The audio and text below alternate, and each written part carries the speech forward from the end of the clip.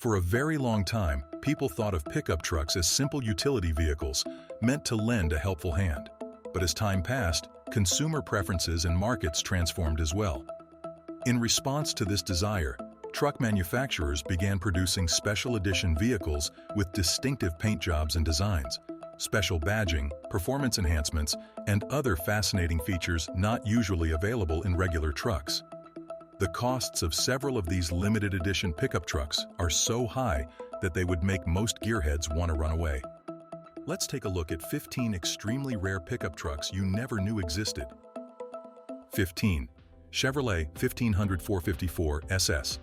Pickup trucks used to be sold to individuals who required sturdy vehicles for work-related purposes. Before Chevrolet entered the market with the 1500 454 SS, they were not status symbols and, except for the El Camino SS 396 model, the concept of a sports truck was practically absurd.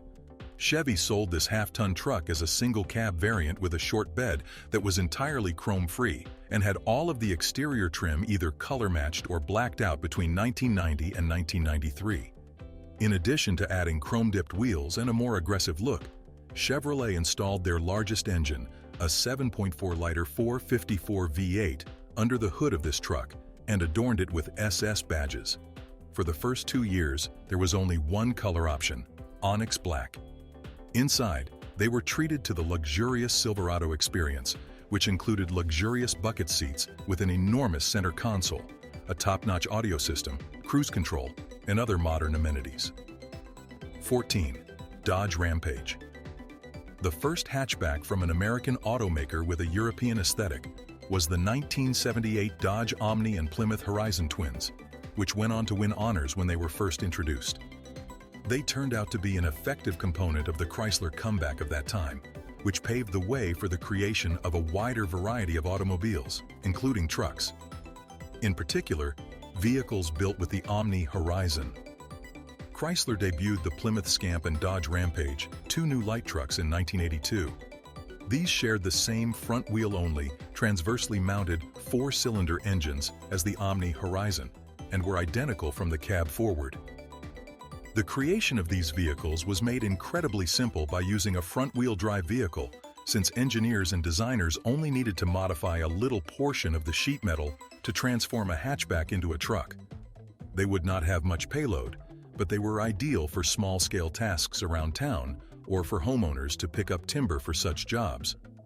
With a 2.2-liter engine producing only 84 horsepower, speed was not too important, especially with the available 3-speed automatic gearbox. 13. Ford F-150 SVT Lightning First Generation. With the introduction of the 454 SS by Chevy in 1990, the sport truck era was officially launched, and Ford was forced to answer with their own unique pickup. Ford didn't have a hit on its hands when the F-150 SVT Lightning finally made its showroom debut in 1993. For the 1993 model year, Ford debuted a new truck in 1992 that helped pave the way for later power trucks like the Ford Raptor and the new Ford Lightning electric vehicle. Designed by special vehicle teams, Ford's performance group also behind the resurgence of the Cobra in the 1990s, the Lightning was based on a normal F-150 single-cab short-bed vehicle powered by a 5.7-liter Windsor V8 engine. After that, the chrome was removed and it was painted a solid shade of black, crimson, or white, with matching trim and accessories. Furthermore, the Lightning wasn't done for show. With 240 horsepower and 315 pound-feet of torque, the V8 engine beneath the hood outperformed the ordinary F-150 model in both power and performance. SVT did this using cast-iron heads with larger valves, a tuned intake manifold, exhaust headers flowing into dual pipes, and other performance tweaks. 12. Jeep FC. Jeep is currently a part of the massive Stellantis automobile group. Prior to that, it was a division of American Motors, and Willys, the original maker of the World War II Light Army transport vehicle, was the one that produced them before AMC. Willys quickly transformed its Army transport into a civilian model following the war, giving rise to the contemporary Jeep. Throughout its existence, Willys produced a few more models, one of which is referred to as the Jeep FC. Forward Control, or FC for short, refers to where the steering wheels and pedals are located on the vehicle. It was constructed similarly to those school buses with the engines in the back or cab over big rigs, but the FC's engine was ahead of the passengers below them. Constructed on the identical chassis as the Jeep CJ5, the FC boasted a remarkable turning radius and sufficient hauling capacity, enabling it to do tasks typically performed by larger trucks in a significantly smaller footprint. For 8 years, Willys was able to sell it successfully, producing roughly 30,000 vehicles in all. Licensed copies were still being constructed in Spain by Viasa and India by Mahindra even after Willys abandoned it in 1965. 11. Mazda Repu. Mazda has been something of a tiny player, behaving more like a brave young upstart with something to prove, ever since it first started selling cars in the North American market. This is demonstrated by Mazda's commitment to the engine while others gave up on it. Mazda made rotary engines up until the RX-8's 2012 discontinuation. In 1974, the company went so far as to place it in a small pickup truck that they dubbed the Mazda Repu, or rotary engine pickup. The Mazda Repu was only offered in North America because it was designed exclusively for that market. It was the same basic B-Series Mazda truck that was imported along with the Ford Courier, but it had quad-circular taillights under the tailgate and flared fenders that made it look larger and more aggressive. The fact that rotary engines have few moving parts means they can spin at high RPMs, which is when they produce the most power. This is a significant feature concerning rotary engines. Poor fuel economy and a lack of torque power are the trade-offs. It doesn't make sense to have an engine in a car that needed more torque to tow a weight, and the Repu didn't either. 10. Lamborghini LM002. In 1977, Lamborghini produced its prototype Cheetah vehicle, which served as the company's first military vehicle. The car was created by Lamborghini with the intention of selling it to businesses involved in the production and exploration of oil. The Chrysler V8 engine was positioned at the back of the first Cheetah prototype. The prototype underwent extensive testing and modifications before receiving a serial number and becoming the first LM002. In 1986, the production model made its debut at the Brussels Auto Show, was dubbed the Rambo Lambo.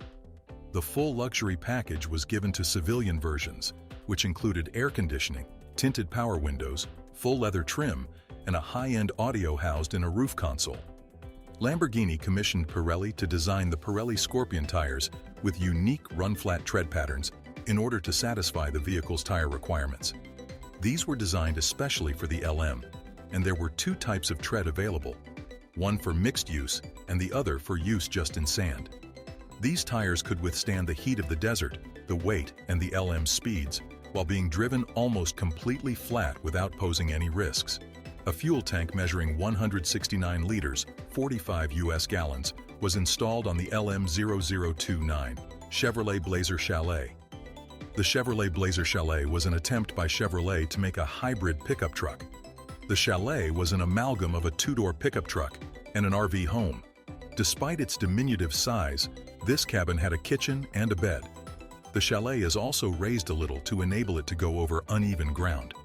The Blazer Chalet's designers appear to have had the simple goal of creating a 4-wheeled home that you could transport to far-off places and use without having to put anything up when you got there. The recreational 4-wheel drive market was thriving by the middle of the 1970s. The genre had gained traction from its somewhat obscure beginnings in the 1950s and 1960s, and Americans were purchasing 4-wheel drives in large numbers all over the nation. General Motors demonstrated a strong interest in the recreational vehicle industry in the 1970s and attempted several strategies to take advantage of it.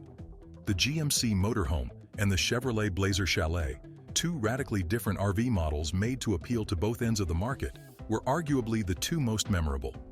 While the motorhome was a spacious, mobile house, the Blazer Chalet provided more basic lodging while still enabling its owners to travel practically anywhere. Like all other Blazers, each Blazer Chalet began life on the assembly line before being transported to Chinook Mobilage Inc.'s facilities to finish the building process. The original passenger cab's back had to be taken out during this build procedure in order to install the fiberglass camper shell back that was supported by a steel frame. 8. Dodge Ramrod Hall Signature Edition. Baja racing had its share of excitement during the 1980s and 1990s. Thus, in 1990, legendary Carroll Shelby and experienced off-road racer Rod Hall collaborated to construct a series of extremely powerful four-wheel drive pickup trucks. With the use of a unique, high-performance suspension system, the vehicles would be able to handle even the most difficult off-road situations while still offering a respectable highway ride. The Dodge Ram Rod Hall Signature Edition was created in this manner. Even with its extremely stylish appearance, this 4x4 truck appeared to be doomed from the start. The Signature Edition suspension was never put to the test on the road, which is why the National Highway Traffic Safety Administration, NHTSA, had to recall the first batch from 1987. As a result, the NHTSA declared that it was hazardous to sell and operate the limited edition pickup on public roads. It goes without saying that this killed production, with only 14 units reaching the market. 7. 1991, Ford Skyranger. Carroll Shelby and Dodge collaborated to create the amazing Shelby Dakota pickup truck in 1989. Ford saw this and realized it needed to come out with a competitive vehicle of its own, so in 1991, it created the Skyranger. Based on the extended Can Ranger, the Skyranger was a pickup truck with a unique design. It featured a drop top. It was a pleasure to drive thanks to its powerful Cologne V6 engine and all-wheel drive setup. The Skyranger is awfully clever. Unlike the Dakota's clunky setup, the roof of this extra cab Ranger slides down neatly into the space behind the front seats. Not to mention, the forward slanting Targa surround is a superior design than the Dakota's mousetrap roller bar. It's unclear if it will be adequate to keep the occupants safe in the event of a rollover. With only 20 examples ever built, the Skyranger is a unicorn of a pickup truck. 6. Chevrolet Louvie. Early adopters discovered that the adorable tiny mini-trucks that Japanese manufacturers were introducing to the American market were sturdy and trustworthy little workhorses. Identifying a market gap, Chevrolet approached its Japanese partner Isuzu to negotiate the importation of their compact truck, which would be sold under the Chevrolet brand. It was referred to as a LUV, or light utility vehicle. In 1972, the launch of the Arab oil embargo and the ensuing spike in fuel costs led to shortages and lengthy lineups at the gas pump. This was precisely the year that the small truck made its debut. Chevrolet sold 39,422 of its new 32 mpg import in 1973, proving that it was in a good position to market the vehicle. Chevrolet shipped them half-assembled and finished them at the port, avoiding the 25% tariff, also referred to as the chicken tax. In 1981, sales persisted even after a second generation adopted the era's fashion of fewer curves and less decoration. 5. Jeep Gladiator. Alongside the now famous Wagoneer, Jeep also debuted the Gladiator, a medium-duty pickup truck, as part of the J-Series in 1963. In addition to being Spartan but well prepared for every situation, the Gladiator also has an enormous, menacing, and incredibly cool appearance. Customers couldn't choose the 250 horsepower Vigilante 327 cubic inch V8 until 1965. The only engine available at first was a 230 cubic inch Tornado Straight 6, the only overhead cam 6 manufactured in the United States at the time, from Kaiser, Jeep's parent company. More significantly, Jeep trucks' reliable four-wheel drive 4WD systems allowed them to go anywhere. Gladiators were not only 4WD, but also had independent front suspension, which was unusual for 4WD cars at the time, as most had solid front axles. The United States military embraced the J-Series trucks because of their capacity to navigate any terrain while towing large payloads. Not only did the trucks find employment with government agencies operating in the American wilderness, but they also gained popularity among a large number of users. By 1970, AMC had taken control because the public had grown less enamored with Kaiser and because of inadequate management. 4. GMC Cyclone. When the GMC Cyclone made its debut in the early 1990s, gearheads were taken aback. The Cyclone's exterior was mostly similar to that of the Sonoma single-cab pickup truck on which it was based. But what was under the engine revealed why it is regarded as one of the greatest American sleepers ever made. The Cyclone was equipped with an all-wheel drive system with a 4.3-liter turbocharged V6 engine that produced 350 pound-feet of torque and 280 horsepower. The Cyclone's 0 to 60 time of little over 5 seconds allowed it to compete with sports cars. Built by GMC and PAS, Production Automotive Services of Troy, Michigan, the GMC Cyclone, Typhoon, and Sonoma GT were distributed through dealerships. The Cyclone was the quickest stock pickup truck in the world when it was first released. Its acceleration was favorably compared to a range of sports vehicles by auto magazines such as the Chevrolet Corvette, and, in one particularly noteworthy comparative test published in Car and Driver magazine, a Ferrari 348 TS. The 4.3-liter LB4 V6 engine in the Cyclone and Typhoon trucks is equipped with a Garrett water-air intercooler, a 48mm twin-bore throttle body from the 5.7-liter Chevrolet small-block engine, and hyper-eutectic pistons. 3. Dodge D-Series. Dodge sold a lineup of pickup trucks known as the D-Series, or DW Series, from October 1960 to September 30, 1993. Up until the launch of a newly rebuilt Ram in October 1993, the basic design remained the same. The Plymouth Trailduster Twins and the Dodge Ram Charger shared the same AD platform as the DW Series. 4x2 vehicles had the designation D, and 4x4 models had the designation W. In 1964, Dodge wanted to build the fastest truck possible with the D-Series high performance. The vehicle was outfitted with the most potent engine ever installed in a truck at the time, a 426 Wedge V8 engine that produced 375 horsepower. Only 50 D-Series trucks were produced, and they were quite costly. For those drivers who can still locate one for sale, it's an exceptionally rare truck because there are only 31 remaining in the world. In the TV series Emergency, a 1972 Dodge D300 served as Squad 51, the paramedic rescue vehicle of the Los Angeles County Fire Department. The utility body for Emergency was specially constructed by Universal Studios to meet the requirements of the Los Angeles County Fire Department for its paramedic rescue vehicles. It was given to the LA County Fire Department after the show concluded and added to the reserve fleet, where it was periodically used as a paramedic squad. It was then moved to the department's museum, where it underwent a comprehensive restoration in 1999. The diesel engine that took the place of the old engine was the only modification made to the restoration. During the filming of Emergency, 3 Dodge D-Series cars, a 1971, 1972, and 1973 Dodge D300, were used. With the exception of the grills, the 1972 and 1973 were the same. 2. Lincoln Blackwood. Lincoln, Ford's premium division, set out to create the ultimate utility vehicle at the beginning of the new millennium. Their plan was to create a high-end pickup truck that combined the greatest features of the Ford F-150 Super Crew and the Lincoln Navigator. The Lincoln Blackwood was the outcome. Dubbed the ultimate utility vehicle by Ford, the Blackwood was designed to replace the F-Series pickup bed with an enclosed cargo area bodied with black African Wenga wood, adopting a styling element of wood-bodied station wagons. This allowed the vehicle to combine the utility of a truck-based vehicle, like the Navigator or an F-150, with the comfort of a sedan, like the Town Car. The wood was inlaid with aluminum stripes and sealed with epoxy to protect it from the weather.